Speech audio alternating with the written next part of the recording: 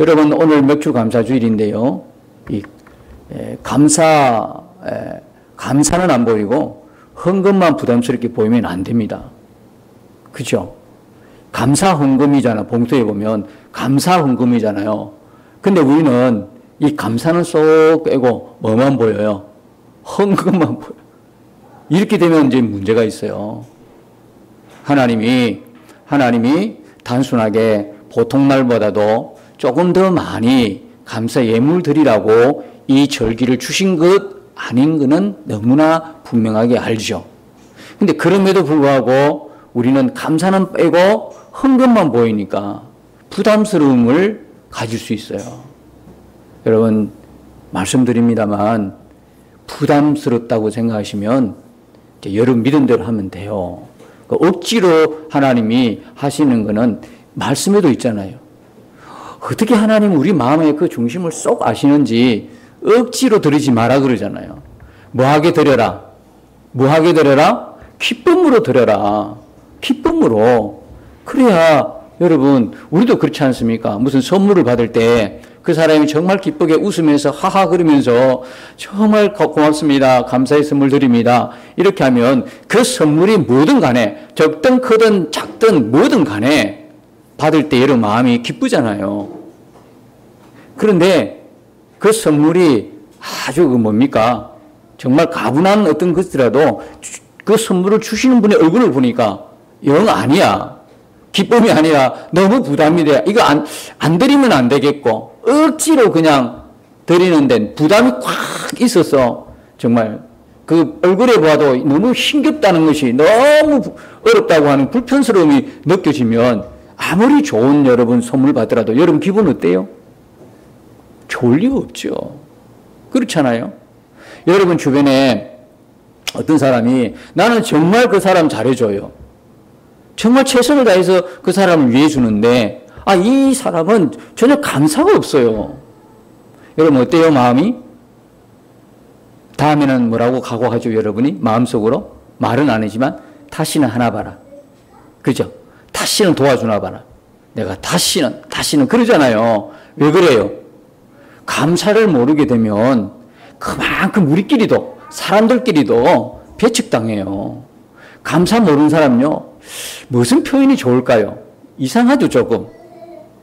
그런데 뭘 안 해줘도 기뻐하고 옆에서 감사하고 그런 사람이 있으면 여러분 기분도 덩달아 좋아지죠. 이야 저 사람하고 같이 있고 싶어. 그런 마음이 아니던가요? 늘 막 그냥 얼굴이 싱글싱글해. 그리고 막 늘 감사하다는 말이 그 입에서 떨어지지가 않아. 너무 또 그래버리면 또 이게 진짜인지 의심스럽긴 하지만 늘 옆에서 그래 감사하고 고마워요. 이러니까 그 사람하고 더 있고 싶은 거예요. 우리도 그런데 하나님은요. 근데요, 하나님은 우리와 다르셔서 우리 같으면 절규했을 거야. 다시는 내 앞에 나타나지 마. 그렇게 이야기 안 하더라도 내 피해 다니겠죠. 하나님이 우리를 그렇게 하셨다면 우리가 살아있을 사람이 있겠어요? 하나님이 우리를 피해 다녔다고 생각해 보세요. 우리는요, 단 하루도 살기 힘들 거예요. 여러분 생각해 보세요. 오늘 우리가 이렇게 정말 건강하게 예배 드릴 수 있는 것, 어떤 사람에게는 진짜 소원일 수가 있어요. 그렇죠? 북한 성도들에게 있어서 이건 꿈 같은 소원이에요. 정말 자유롭게 찬양하고 기도하고 예배 드릴 수 있는 것은 북한의 지하교회 성도들에게는 이건 정말 꿈 같은 일이에요. 자, 어떤 사람에게는 우리가 씩씩하게 걸어 다니는 게 이게요, 정말 한 번만 해봤으면 좋겠다고 하는 소원일 수도 있어요. 어떤 사람에게는 한 번이라도 눈 떠서 이 세상이 어떻게 생겼는지를 한번 보고 싶다 할 만큼. 어떤 사람에게는 오늘 밥 한 숟갈을 뜨는 게, 밥이 목으로 넘어가는 게 어떤 사람에게는 그렇게 원하는 한 가지 소원일 수도 있어요. 그러니까 우리가 지금 건강하게 지난주에 이어서 오늘 여전히 이 자리를 지키고 하나님 앞에 나와 기도하고 찬송하고 예배하고 또 더불어서 감사의 제목으로 감사의 기쁨으로 나올 수 있다는 것이요. 이거 하나만으로도 우리는 충분히 하나님으로부터 넉넉한 감사를 받고 산다. 아멘이시죠? 다 그렇습니다. 예. 뭐 자꾸 이제 다른 사람과 비교하니까 그렇죠. 정말 하나님 앞에 우리의 모습을 냉정하게 비춰보면요, 우리는 감사 덩어리인 거예요. 하나님의 축복의 덩어리고 감사할 수밖에 없는 거죠. 오늘 이 감사절기를 통해서 그 하나님의 감사를 더 깊이 고백하시고 또 감사의 그 기쁨을 회복하는 귀한 시간 되시기를 예수님의 이름으로 축복합니다. 여러분, 이런 사람이 제일 좋아요. 제가 인생을 이렇게 그렇게 많이 살아보진 않았지만 지금까지 살아온 결과 딱 한 가지 느껴지는 게 있어요. 이제는 하나님만 의지하고 살자. 그 생각이 마음에 너무 강하게 들어와요. 하나님만 의지하고 살자. 인생을 여러분 살아오면서 후회 한 번 안 해본 사람이 있겠어요? 후회 한 번 안 해보고 지난날 그랬더라면, 지난날 내가 그랬더라면 하는 그런 게 있지요. 그죠? 어떤 일도 있을 것이고 어떤 사업도 있을 것이고 어떤 사람과의 관계도 있을 것이고 막 우리가 살아오면서 여러 가지 일 중에서 한 번쯤 다 후회해본 경험이 다 있으시잖아요. 그죠? 그런데 그렇게 후회하게 된 이유가 무엇일까요? 그건 사람을 의지하게 되고 또 돈을 의지하게 되고 세상의 어떤 것을 다 의지하는데 하나님은 의지 안 했기 때문에, 하나님만은 의지하지 않고 사람을 의지하고 사람을 따라가고 돈을 의지하고 건강을 의지하고, 그죠? 그런 여러 가지 결과가 결국은 보면 후회로 남더라고요. 그러니까 이제는요, 돈도 아니고 사람도 아니고 오직 하나님만 의지하고 살자. 그런 마음이 드는 거예요. 하나님의 지혜만 구하고 살자. 그죠? 정말 하나님만 의지하고 살아야 되겠다. 이런 생각이 드는 거예요. 여러분, 오늘 여기 본문에 보면요, 뭐가 뭡니까? 세 가지 절기가 나와요. 자, 이스라엘은 7대 절기가 있어요. 근데 7대 절기 중에서 하나님께서 명령하시죠. 꼭 이 세 가지 절기는, 그죠? 이스라엘은 모든 남자가 내 앞에 보이라. 빈손으로 오지 말고 예물을 들고 내 앞에 오라고 하는 그 절기가 있어요. 그 절기가 뭡니까? 무교절이고, 그 다음에 칠칠절이고, 장막절이에요.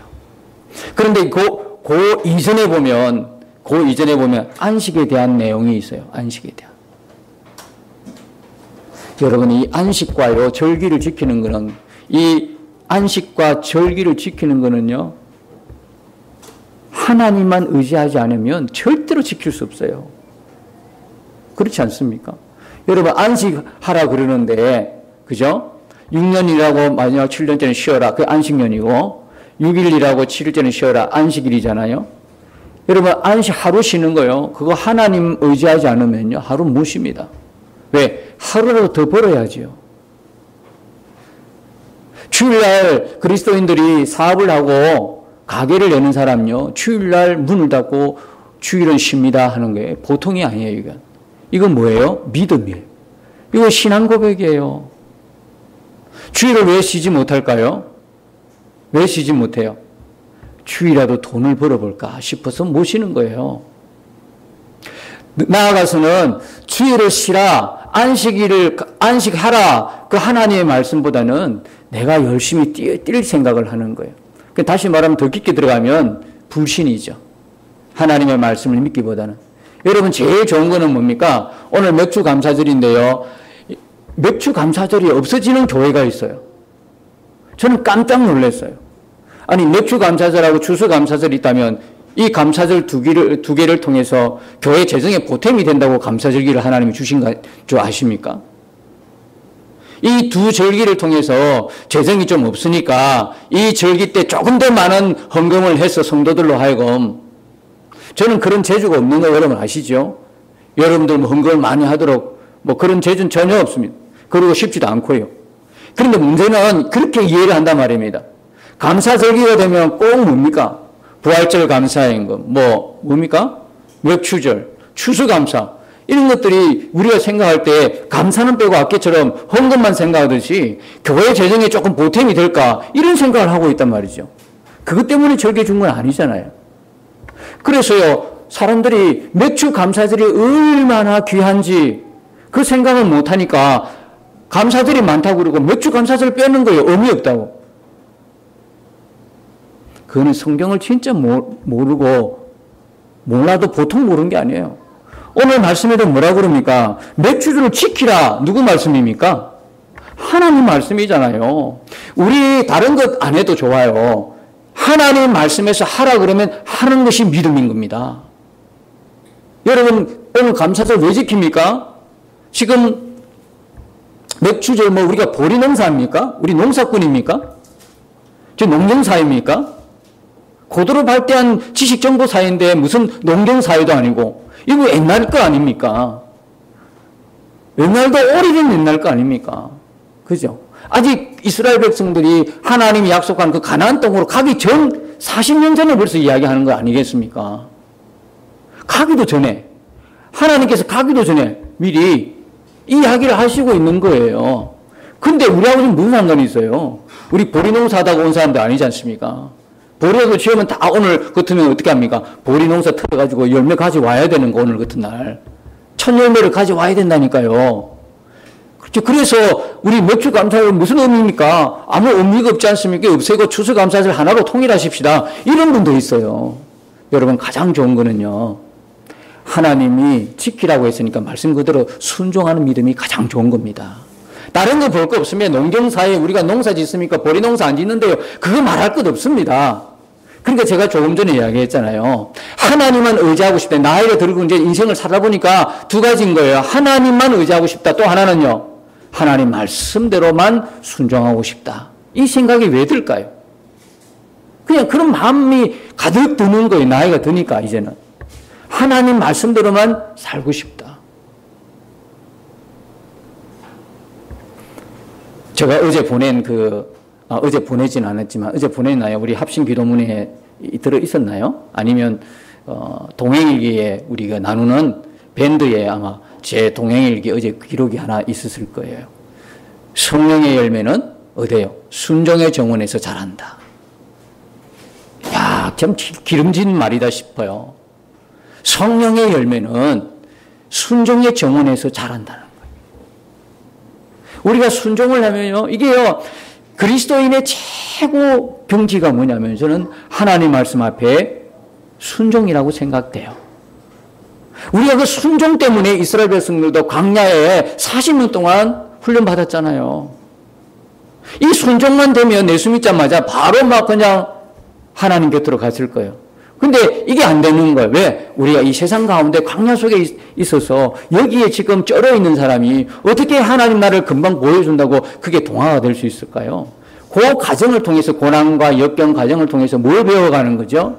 하나님의 사람으로 바뀌어가는데 그 바뀌어가는 과정 속에 들어가 있는 수업이 뭐냐면 순종이라는 과목이에요. 순종이 이루어지지 않으면요, 안 돼요. 결국 우리는 어디까지 가야 되냐면 하나님의 말씀이면 그냥 군소리 없이 다른 말 변명 없이 순종이에요. 왜 맥주 감사절을 지켜야 되느냐? 농경사에 우리가 보리농사 짓는 사람이냐? 이런 말을 할 필요 없다니까요. 하나님 말씀이니까 지킨다는 거예요. 이게 최고의 믿음이에요. 하나님의 말씀이니까 지키는 거예요. 하나님의 말씀이니까 순종하는 거예요. 이게 최고란 말이에요.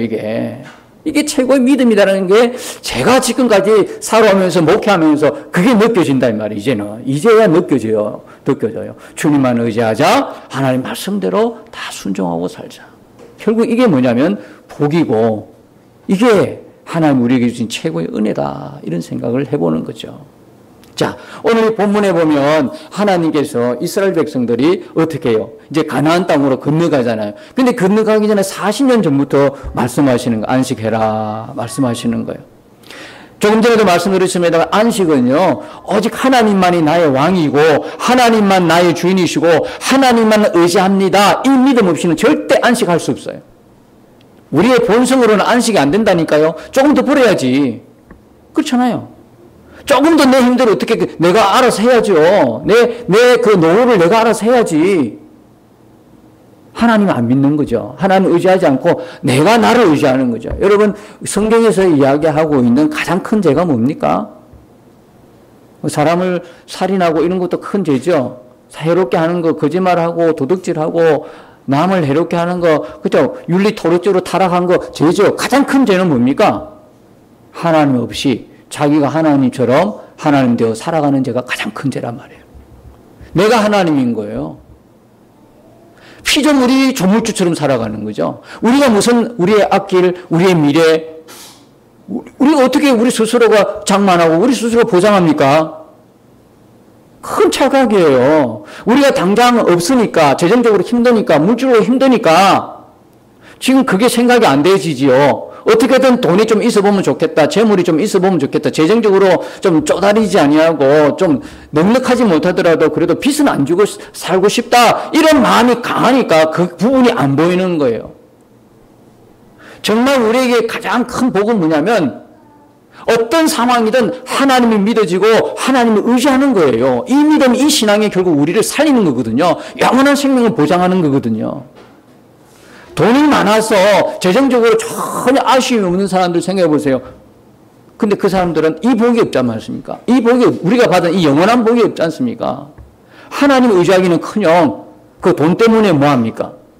오늘도 우리가 타락하는 그 모습들, 우리가 변질된 그 모습을 얼마나 보는지 아십니까? 정말 중요한 거는 우리가 구원받는 것보다도 더 중요한 거는 구원받은 이후에 우리의 삶이 더 중요하다는 이야기죠. 하나님 은혜와 복을 주세요, 축복을 주세요 해놓고 더 중요한 건 뭡니까? 축복받고 난 이후에, 복받고 난 이후에 우리의 삶이 중요한 거예요. 이 부분들이 다져지지 않으면 복을 받고도 뭐 할 수 있다? 변질되고 타락하고 떨어질 수가 있다는 거죠. 우리에게 있어서 영원한 복이 무언가를 우리가 알고 기도해도 기도해야 되는 게 중요한 것이고 하나님의 구해도 구해야 되는 게 중요한 것이죠. 오직 하나님만 의지하자. 그것이 복이다. 하나님 말씀대로 이제 좀 순종 좀 해보자. 다른 토 달지 말고 뭐 옳고 그르고 많이 배웠고 적게 배웠고 그게 아니고 하나님 말씀 앞에만 순종해보자. 이런 생각에 이런 마음이 든다 그러면 그건 누구의 역사입니까? 하나님이 그 사람에게 지금 강력하게 역사하는 거거든요. 근데 그건 결국 나중에 알고 보면 그게 진짜 복이라는 거죠. 그게 진짜 하나님이 우리에게 주시는 복이에요. 그러면 여러분 나중에 어떤 걸 받아도 그 유혹에 넘어가지 않아요. 그 위험에 여러분들이 빠져들지 않고 타락하지 않고 변질되지 않아요. 지금은 여러분이 없어서 얼굴 보면 전부 다 하나님 돈벼락이라도 떨어주세요. 뭐 로또라도 하나 당첨됐으면 좋겠다고 하는 그 간절한 얼굴 같기도 하지만 그렇지 않아요. 이 부분이 되어야 되는 거죠. 그래서 하나님께서 아예 건너가야 할 땅, 이스라엘 백성이 건너가야 할 땅, 그 땅, 가나안 땅에 가기 전에 40년 전에 이 이야기를 하는 거예요. 왜 안식하라고 그러겠어요? 너희들은 나만 바라보고 나만 의지하라고 하는 거예요. 그런데 이 안식을요, 안 하면 출애굽기 31장 14절인가 가보면요, 안식을 범하는 자는 바로 죽이라고 했어요. 하나님이 이렇게까지 하실 필요는 없지 않습니까? 그렇잖아요. 하루 뭐 그냥 안식일에 어겼다고 해서 죽이라니 하나님 너무 심하지 않습니까? 왜 그랬을까요? 그거는요, 하나님에 대한 불신앙의 사람이라는 거예요. 그 이스라엘 믿음의 공동체 안에 누룩처럼 번져 있는 누룩처럼 그 죄가 퍼져나가면 어떻게 되게 공동체가 무너지잖아요. 그러니까 하나님께서 우리가 볼 때는 뭐 하나님 너무 잔인한 분 아니야? 이렇게 생각이 들지라도 하나님이 생각하고 의도하는 바가 분명하다는 거죠. 하나님을 불신하고는 절대로 구원받지 못해요. 하나님을 온전히 의지하지 않고는 살아낼 수가 없어요. 가나안 땅이라는 곳이요. 그 유혹이 엄청 많은 곳이거든요. 광야를 지나갈 때는요, 당장 하루 먹고 사는 거 힘들잖아요. 그러니까 하나님만 쳐다봤어요. 온전히 하나님 말씀 앞에 순종할 수밖에 없었어요. 근데 가나안 땅은요, 자기가 건너가서 경작해서 자기의 노력으로 먹고 사는, 얼마든지 먹고 살 수 있는 동네가 가나안 땅이에요. 광야를 지날 때는 하나님을 바라봤던 사람도 가나안 땅에 가면요, 어떻게 될 수 있을까요? 어떤 유혹에 빠질 수 있죠? 하나님이 아니라 자기를 믿고 자기를 의지하고 자기 힘대로 살아갈 유혹이 있기 때문에 하나님이 가나안 땅에 들어가기 전에 미리 이곳에서 40년 전에 아주 침을 놓고 있어요. 경고하고 있어요. 그 다음에 내려오는 게 뭐냐면 3대 절기를 지키라는 거예요. 여러분 참고로 이 절기를 한번 보십시다. 첫 번째 절기가 유월절입니다. 유월절은 모든 절기의 기초입니다. 유월절이 없으면 무교절도 없고, 무교절은 초실절이 없고, 초실절이 없으면요 맥추절, 칠칠절, 오순절도 없어요. 다가오는 장막절도 없어요. 여러분, 저와 여러분은 왜 여기 앉아 있습니까?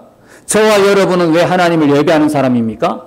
예, 유월절이 있는 인생이기 때문에 그렇습니다. 유월절이 있는 인생이기 때문에 그렇습니다. 유월절이라는 건 뭡니까? 뭐죠? 유월절이 뭐예요? 어린 양의 대속으로 살아난 걸 말하지 않습니까? 예수 그리스도의 죽음으로 우리가 죄에서 해방되고 죄와 사망의 법에서 성령의 생명의 법으로 옮겨진 사람이지 않습니까? 그게 유월절 인생이에요.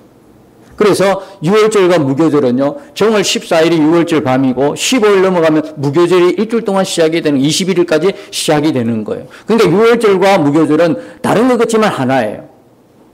무교절은 뭡니까? 근데 이 절기는요, 다 하나님의 코드가 숨겨져 있는 거예요. 무슨 코드가요? 하나님이 인간을 구원하겠다고는 구원의 계획들이 다 그 속에 의미로 숨겨져 있는 거예요. 하나님의 구원의 프로그램이 내장이 되어 있는 게 뭐냐면 절기예요. 그래서 이스라엘의 절기는요, 나중에 뭐로 성취됩니까? 뭐로 성취돼요? 예수님으로 인하여 다 이제 뭡니까? 신약에 와서 성취가 이루어지는 것입니다. 이 절기를 통해서 우리는 누구를 바라봅니까? 예수님을 보는 것입니다. 우리가 수건을 뒤집었으면 앞이 보입니까? 안 보입니까? 안 보이죠. 이렇게 수건을 뒤집어 쓰고 구약을 보면요, 예수님이 안 보여요. 그러나 이 수건을 벗겨놓고 보면, 구약에 보면 구약 전체가 누구에 대한 이야기입니까? 예수님의 이야기. 절기도 수건을 뒤집어 쓰는 것이 아니라 어문을 보면은 예수님이 안 보입니다. 어문을 벗어버리고 수건을 벗어버리면 이 절기는 누구의 이야기입니까? 예수님의 생에 대한 이야기입니다. 생애. 예수님의 일대기, 예수님의 인생 일대기가 바로 절기라는 겁니다. 유월절 뭐입니까? 예수님의 죽음을 말하는 거죠. 무교절은요, 예수님과 친교, 무교절이 있는 인생, 죄 없는, 흠 없는 하나님과의 교제 이루어지는 것. 칠칠절은 뭡니까? 초실절은 뭡니까? 첫 열매. 이제 가나안 땅으로 건너가서 처음으로, 이스라엘 땅에서 처음으로, 그죠? 맺히는 열매 가지고 와서 초실절, 처음 열리는 열매로 하나님 앞에 제사했던 게 뭐냐면 초실절이에요. 초실절. 그 다음에 초실절에서 49일 지나는 거예요. 그거를 뭐냐면 칠칠절이라고 그래요. 77이 49. 그죠? 그걸 칠칠절이라 그러기도 하고 맥추절이다 그래요. 자, 잘 보세요. 여기서 여러분 헷갈리는 부분이 있어요.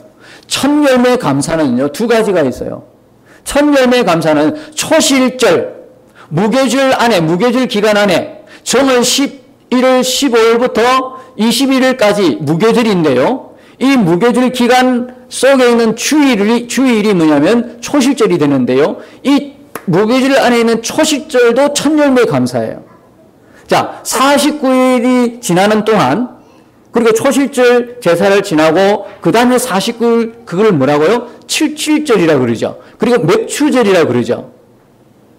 초실절은요, 초실절과 칠칠절, 맥추절 다 똑같은 말인데 이게 뭐가 다르냐면, 똑같은 거는 첫 열매로 드리는 거는 똑같아요.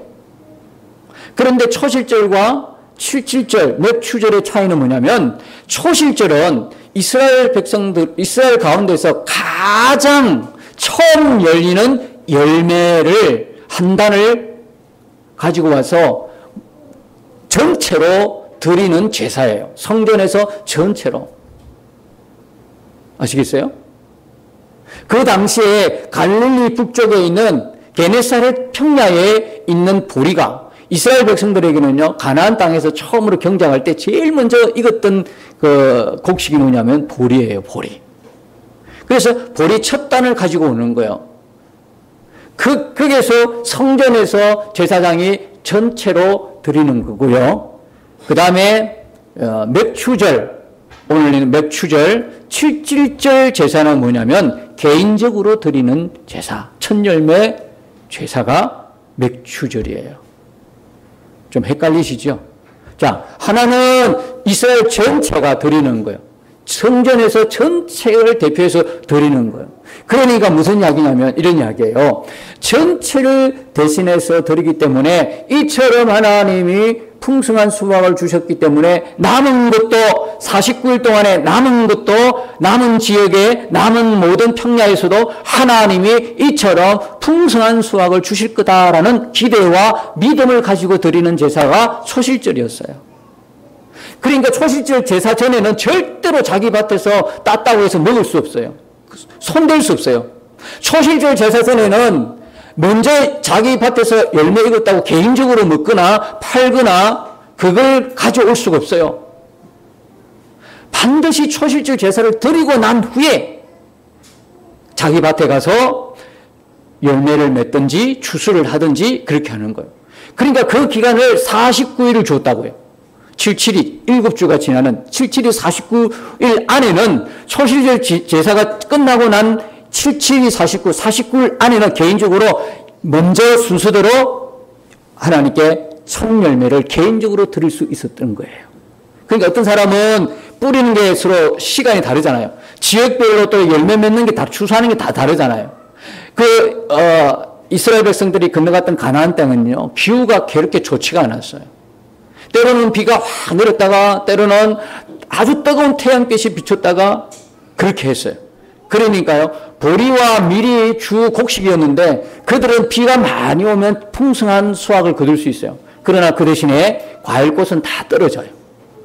그러나 이 비가 오지 않고 말이죠, 햇볕만 칵 내릴 줄 알면 과일은 잘 익는데 대신에 보리와 밀은 수확을 할 수가 없어요. 풍년을 기약할 수가 없어요. 그리고 마치 뭐와 같아요? 어떤 엄마의 마음과 같대? 우산 장사하는 아들을 둔 엄마. 그 다음 뭐요? 집신 장사를 하는 아들을 둔 엄마의 마음이에요. 아시겠죠? 우산은 뭐가 많이 와야 돼요? 비가 많이 와야 돼. 집신은요, 비 오면 안 돼요. 그러니까 이 두 가지 마음을 항상 이스라엘 백성들은 갖고 있었다고요. 이거는 나중에 오늘 본문은요, 건너가기 전에 벌써 말씀하시는 거고, 건너가서 이제 이루어진 일이죠. 이루어진 결과로 보면 이스라엘 백성들은 초실절에 그 하나님 앞에 첫 감사의 예물을 드리고부터는 불안한 거야. 왜 불안했을까? 기후가 지금 제대로 기약할 수 없는 기후예요. 기후가 좋지 않기 때문에 늘 마음이 초초초초해서요.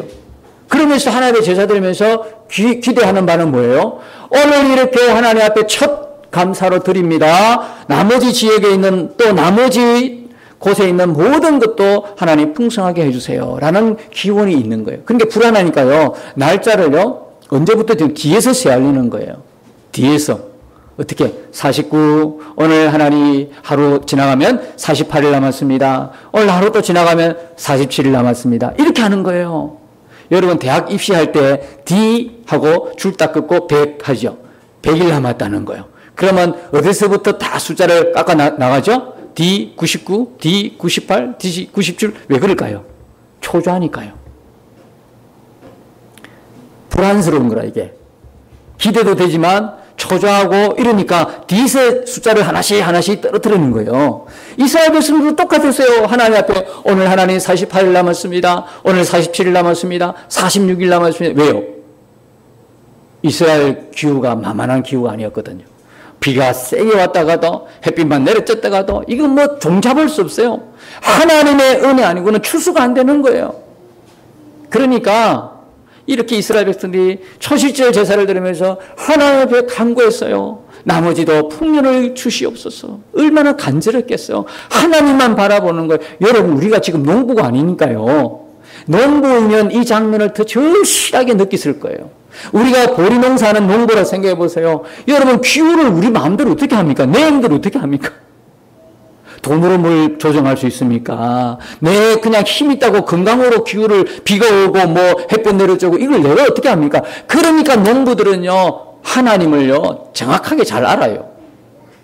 자연을 다스리는 하나님에 대한 신앙과 믿음이 더 돈독할 수밖에 없는 게 농부예요. 그렇잖아요.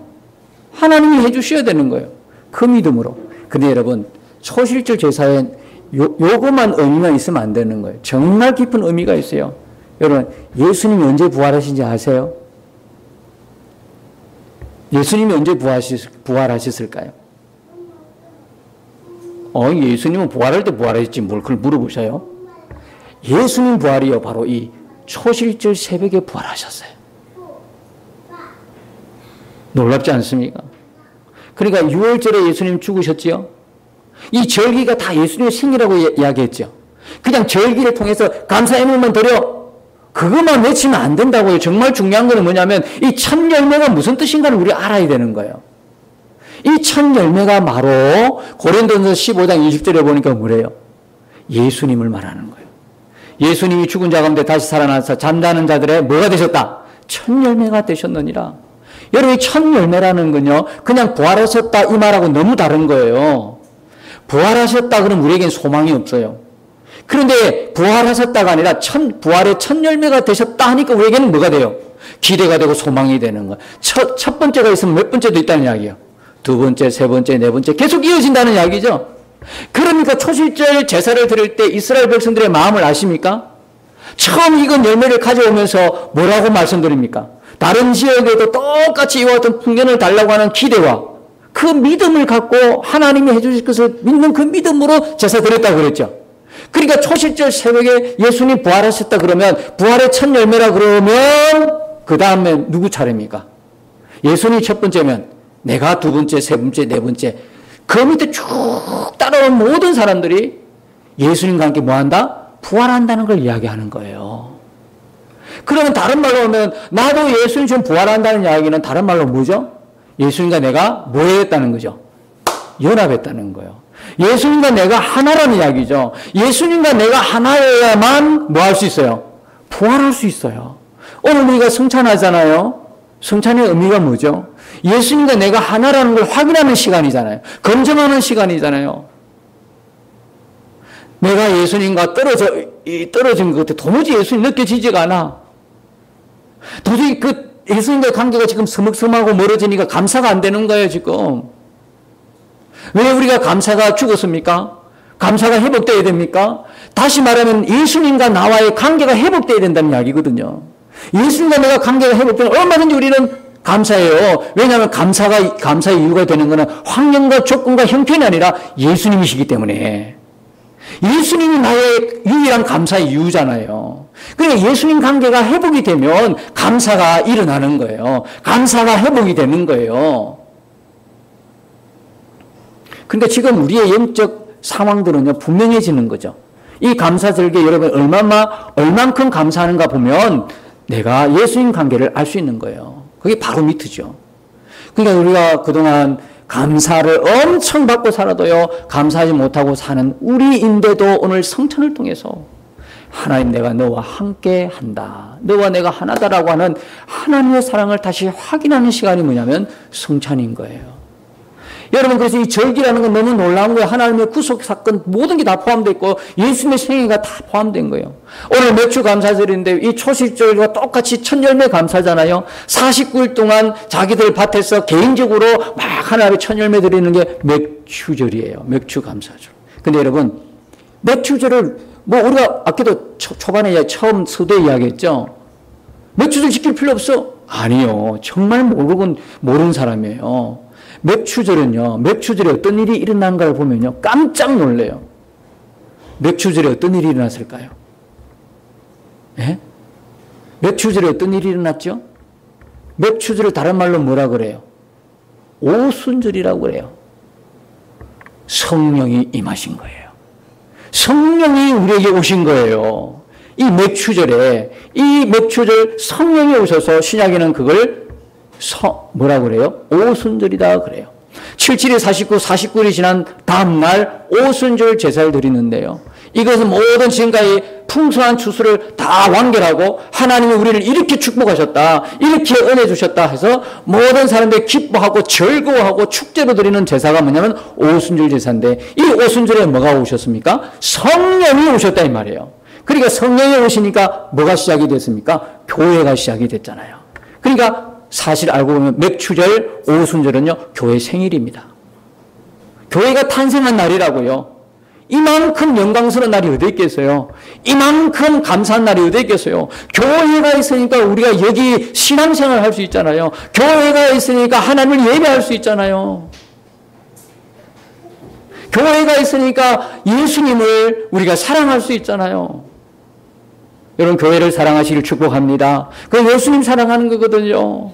교회가 탄생했어요. 이래도 맥주 감사절이 중요하지 않습니까?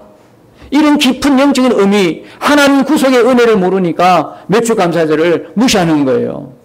이 날을 그래서 하나님 뭐라 합니까? 꼭 지켜라. 너희들 분명히 가나안 땅에 건너가면 첫 열매 들기 전에 그 상황 보십시오. 이제 광야에서는 가만히 앉아도 먹었지만 이제는 가나안에 건너가면 자기들이 농작을 하고 경작을 하고 수확을 해야 되거든요. 다 씨를 뿌려요. 날까 말까 얼마나 마음이 불안하겠어요. 조금만 싹이 날 때마다 조금만 더 얼마나 기도하면서 그렇게 하지 않았겠어요. 그런데 다 이게 이제 열매를 맺었어요. 그 열매를 보면요, 그때가 가장 배고플 때예요. 아무것도 없는 때거든. 근데 첫 열매를 달라고 하니까 그때 얼마나 마음이 유혹받기 쉽겠어요. 아니, 내가 먹고 살아야 되는데 너무나 부시한 때에 첫 열매를 달라니 이게 말이 돼? 그러면서 얼른 먹을 수도 있어요. 그 유혹이 넘어갈 수 있어요. 그러니까 하나님이 건너가기도 전에 40년 전에 먹지 말라는 거예요. 그 첫 열매를 반드시 누구에게? 나에게 달라는 거죠. 나에게 달라. 근데 그 첫 열매 드릴 때는 불안한 때이다 말이에요. 두려운 때다 말이에요. 먹고 살만한 게 없는 때 항상 그래요. 여러분, 회사에 처음으로 여러분이 취직을 했어요. 첫 월급 받을 때 가장 어떻던가요? 가장 돈이 없을 때예요. 왜냐하면 처음으로 취직한다고 다 쏟아부었잖아요. 그리고 처음부터 빚지가면서 살았던 게 첫 월급 받을 때예요. 두 번째, 세 번째 가면 갈수록 이제 불리기죠. 그리고 또 보너스도 많아잖아요. 처음에는 뭡니까? 정규직이 아니라서 임시직이라서 보너스도 없어요. 그냥 오래오래 다니다 보니까 정규직이 되고 보너스 늘고 금액이 커져잖아요. 가장 어려운 때가 그냥 첫 월급 받을 때예요. 그게 첫 열매예요. 그거 어떻게 드리기 쉬울까요? 너무 힘든 거죠. 그런데 여러분, 잠언 3장 9절 10절 아십니까? 내 재물과 내 소산물에 이건 첫 것으로 여호와를 공경하라 그랬어요. 그리하면 뭐예요? 그 뒤에 놓는 거예요. 나는 그 말씀 그대로 믿어요. 그리하면 내 천국가 가득 찰 것이고 내 포도즙 틀이 새 포도즙으로 넘칠 것이니라. 나는 하나님이 이 약속을요, 왜 하셨는지 알겠어요. 왜냐하면 첫 열매 드리라는 이야기는요, 하나님만 전적으로 믿고 전적으로 의지하는 인생을 살라는 거예요. 그러면 우리 인생이요, 늘 새 포도즙으로 넘치는 인생이 될 거예요. 우리 인생의 창고가요, 늘 차고 넘칠 거예요. 나는 그걸 확실히 믿어요. 확실히 믿어요. 여러분, 시간이 없어서 다 말씀을 못 들어서 주보에 실어놨어요. 오늘 칼럼란에 보면요, 종수 이야기가 나와요. 종수 이야기. 종수 이야기를 꼭 한번 읽어보세요. 이분이 유명한, 미국에서 유명한 암 전문 의사 선생님이에요. 이분의 글을 쫙 읽어보면, 야, 옛날에 이렇게 다 드렸거든요. 첫 열매로요. 이번에 어쨌든 간에 그런 한번 기회가 있어가지고요, 첫 열매를 드리는 그 사연을 이제 듣게 된 거예요. 너무 그 사연이 은혜가 되어서 실어놨으니까 여러분 보세요. 예전에도 우리 교인들 중에 꼭 이래 보면 아이들 가르치고 나서 첫 수학료 받아가지고 꼭 첫 열매로 드린 분이 있어요. 참 그 열매 받으면서 얼마나 마음이 기쁜지요. 그러면서도 조금 아슬아슬하긴 했긴 했어요. 왜냐하면 아이들이 공부하러 오는데요, 이번 달에 끊었다가 다음 달에 끊어버리거든요. 그러면 이번 달에 수강했는 수강료를 다 새벽에 와가지고 첫 열매 드립니다 하고 드렸어요. 그런데도 이 아이가 계속 가면 되는데 이 아이가 그 다음에 끊어버리면 어떻게 되는 거예요? 정말 인간적인 마음으로는 하나님 되돌려주고 싶어요. 이런 마음이 있는데 그의 믿음이잖아. 하나님을 전적으로 의지하는 그의 믿음이 어떻게 됐을까요? 예, 우리가 걱정 안 해도 돼요. 충분히 잘 살고 잘 먹고 주님 안에서 은혜를 누리고 살고 있어요. 저는 지금 이렇게 감사했더니 이렇게 되었다 그 이야기 하는 거 아니에요. 감사는요, 우리의 가장 기본 믿음이에요. 우리가 감사하지 못할 사람 아무도 없어요. 나이가 어리고 적고가 아니에요. 형편이 없고 많고가 아니에요. 돈이 있고 없고 아니에요. 감사는요, 당연한 거예요. 믿음의 사람으로 당연한 거예요. 오늘 이 맥주 감사절 하나님 앞에 첫 열매 드린다는 것은요, 무슨 의미냐? 나는 이제 전적으로 하나님만 의지하겠습니다. 하나님만 믿고 살겠습니다. 하나님 말씀 앞에 순종하며 살겠습니다 하고 하는 우리의 신앙 고백인 것을 믿으시고 하나님 앞에서 첫 열매로 감사하고 또 하나님을 최고로 공경하는 여러분 인생이 하나님의 복 주시고 하나님이 은혜 주시는 그런 복된 인생을 남은 생에 다 살아가기를 이 맥주 감사절에 여러분의 예수님의 이름으로 여러분을 축복합니다.